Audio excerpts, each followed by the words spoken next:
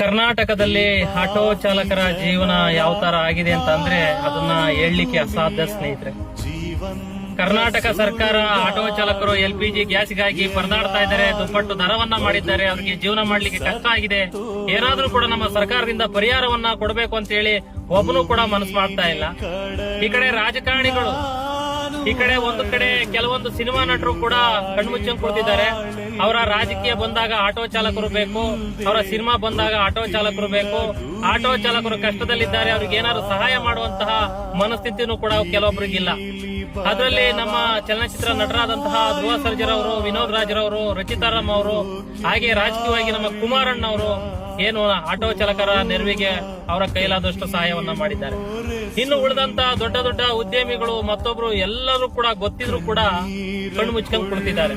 Auto ಚಾಲಕರು ಬಡವರಲ್ವಾ? ದಿನನಿತ್ಯ ಕೂಲಿ ಮಾಡುವಂತಹ ಕಾರ್ಮಿಕರಲ್ವಾ ನಾವು? ನಿಮ್ಗೆ ಕಣ್ಣಿಗೆ ಕಾಣ್ತಾ ಇಲ್ವಾ? ದಯಮಾಡಿ ರಾಜ್ಯ ಸರ್ಕಾರಕ್ಕೆ ಮನವಿ ಮಾಡ್ತೇವೆ, ಆಟೋ ಚಾಲಕರ ಕುಟುಂಬಕ್ಕೆ ತಲಾ 15,000 ರೂಪಾಯಿಗಳನ್ನ ಕೊಡಬೇಕು ಅಂತ ಹೇಳಿ ನಾನು ಈ ಮುಖಾಂತರ CM ಸಿದ್ದರಾಮಯ್ಯ ಅವರಿಗೆ ಆಗ್ರಹ ಮಾಡ್ತೇನೆ.